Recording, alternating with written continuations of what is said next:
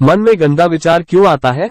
छुटकारा पाने के उपाय। विचारों की उधेड़बुन इंसान के दिमाग पर इस कदर हावी रहती है कि वो होश में रहकर सही फैसले नहीं कर पाता। और दुख की बात है कि मन में गंदा विचार क्यों आता है, ये हम कभी जान ही नहीं पाते। मन में गंदा विचार क्यों आता है? जब तक सांस है तब तक विचार तो दिमाग में आएंगे ही, लेकिन बुरे विचार दिमाग में घूमे जा रहे हो तो इंसान फिर परेशान हो जाता है। अतः इन कुविचारों को सुविचार में बदला जा सकता है, लेकिन इसके लिए आपको जीवन भी उसी तरह से जीना होगा। पाप क्या होता है? पाप कर्मों से छुटकारा कैसे पाए? माया क्या है? जाने इससे बचने का शक्तिशाली उपाय। आइए जानते हैं। सबसे पहले आखिर मन में गंदा विचार क्यों आता है? देखिए, मन में गंदे विचारों का कारण है आपका जीवन। जिस प्रकार आपकी दिनचर्या है, जीवन शैली है, उसी के अनुसार मन में सकारात्मक या बुरे विचार आते हैं। यदि आप अपना अधिकतर समय या खाली समय उन लोगों के साथ बिताते हैं जो दुखी हैं, अपने हालातों से परेशान हैं, जिनके मन में कुछ अच्छा होने की उम्मीद नहीं, ये लोग आपका परिवार हो सकता है, दोस्त, रिश्तेदार या आपके साथी कर्मचारी हो सकते हैं, तो फिर जाहिर है न उनकी विचारों को सुनकर आपके मन में भी ऐसे ही विचार आएंगे जो या तो आपको गलत कामों को करने के लिए प्रेरित करेंगे जिससे आपको सुख मिलेगा, या फिर ऐसे ख्याल आएंगे जो डराएंगे। इसलिए जीवन में कुछ अच्छा करना है, अपने दुखों से मुक्ति पानी है और एक बेहतर जीवन जीना है तो आपको पुराना जीवन बदलना पड़ेगा। ऐसे लोगों की संगत से बाहर निकलना होगा जिनके साथ रहकर जीवन लगातार बदतर हो रहा है।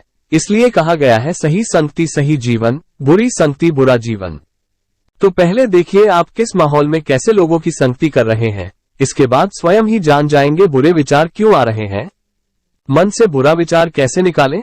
यदि दिन रात एक ही ख्याल आपके मन पर छाया रहता है तो सर्वप्रथम आप खुद को ये समझाइए कि विचार सत्य नहीं होते। आम इंसान के मन में दिन भर में सैकड़ों अच्छे या बुरे विचार आते हैं, पर क्या उन विचारों में सत्यता पाई जाती है?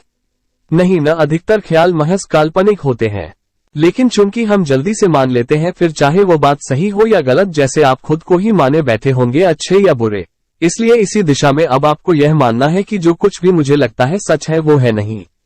उदाहरण के लिए आपको कुछ गलत होने के विचार मन में आ रहे हैं और आपने उन्हें मानकर उनसे रिश्ता जोड़ लिया है, तो ऐसी स्थिति में डरने से आप तभी बच सकते हैं कि जो कुछ भी मुझे विचार आते हैं या मुझे जो लगता है वो सच नहीं होता, क्योंकि मात्र आपकी समझ ही आपको बचा सकती है आपके विचारों से। क्योंकि जीवन में वस्तु, व्यक्ति और विचार ये तीनों ही रहेंगे, लेकिन मात्र विवेक यानी आपकी समझ ही आपको ये समझाएगी कि क्या सच है क्या नहीं।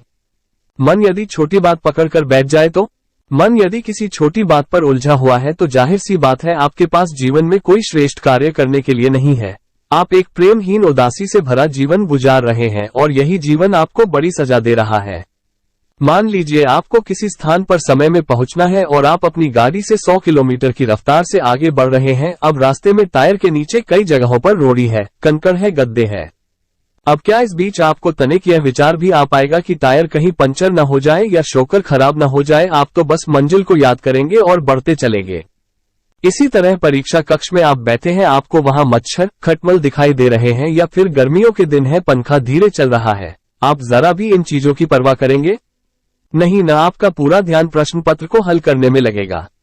आप कहेंगे, इतना समय किसके पास है इन चीजों पर ध्यान देने की। अगर मन इन छोटी बातों को पकड़ लेगा तो फिर साल भर की मेहनत खराब हो जाएगी।